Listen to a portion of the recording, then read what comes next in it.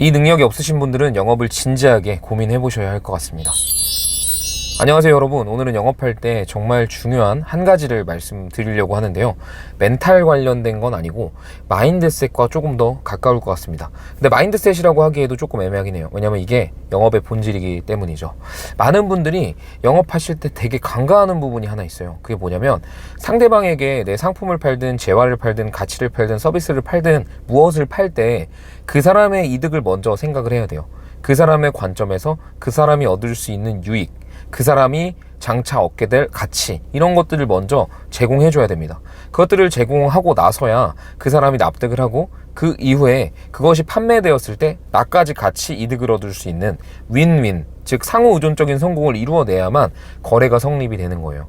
그런데 대부분의 영업사원들이 본인이 영업사원인데도 불구하고 자꾸 자신의 이익만을 추구하려고 한다는 거예요. 여태까지는 이렇게 생각하셨을 수도 있어요. 나한테 수당이 많이 떨어지는 상품을 판매하면 그게 바로 본인의 이득만 챙기는 거다.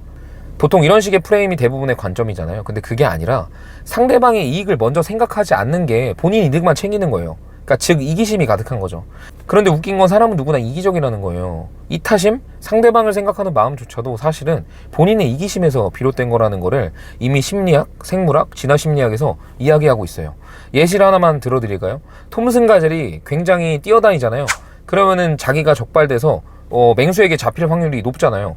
근데 그걸 알면서도 그들이 바보같이 뛰는 게 아니라, 그 톰슨 가젤은 본인이 그렇게 희생함으로써 수많은 개체들을 지킬 수 있기 때문에 결국 궁극적으로 그렇게 뛰는 행동이 본인의 유전자, 본인의 개체를 지속적으로 유지시킬 수 있기 때문에 본인 한 명이 희생하는 이 이타심인 거예요.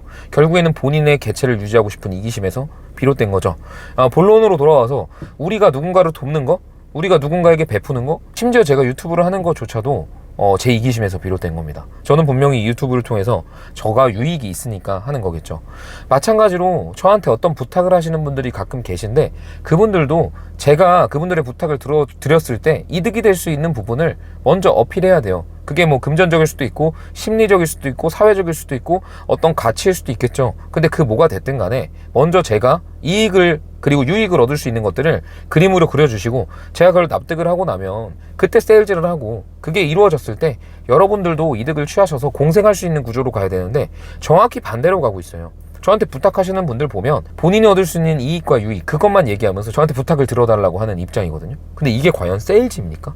가족들한테는 그렇게 얘기해도 들어줄 수 있겠지만, 철저하게 비즈니스적인 관점으로 봤을 때 타자가 상대방의 그런 부탁을 들어줄 리가 없죠. 그런 세일즈를 받아들일 이유가 없는 거예요. 그래서 영업하시는 분들이 진짜로 가져야 할 가장 중요한 마인드는 윈윈 마인드고요. 그거는 무조건 그렇게 해야만 지속될 수 있는 비즈니스의 메커니즘입니다. 예를 들어서 누구는 이득을 보고 누구는 이득을 취하지 못하면, 첫 번째 이 거래는 정일 수도 있고 여러 가지 이유로 이루어질 수 있겠지만, 두 번째는 절대 이루어지지 않아요. 왜냐면 한 명이 손해를 봤기 때문이죠.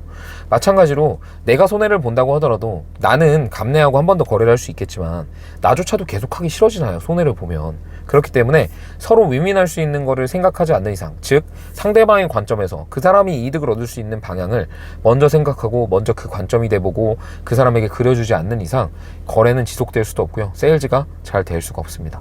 상대방의 이익부터 먼저 생각해 줄 필요가 있어요. 그게 정말 중요한 메커니즘이니까 꼭 여러분들께서 견제하시면 좋을 것 같고요. 마지막으로, 영업은 공감 능력이 필요하다고 하잖아요. 대화할 때 상대방의 이야기를 들어주고 리액션 해주고 공감해주고, 보통 이런 프레임으로 또 관점이 많이 잡혀 있는데, 그것도 중요하지만 공감 능력이 높다는 것은 상대방의 입장을 생각할 줄 안다는 거예요.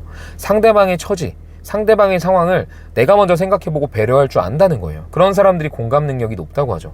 그런 사람들이 공감 능력을 정말 발휘했을 때 바로 그것을 센스 있다고 하는 겁니다.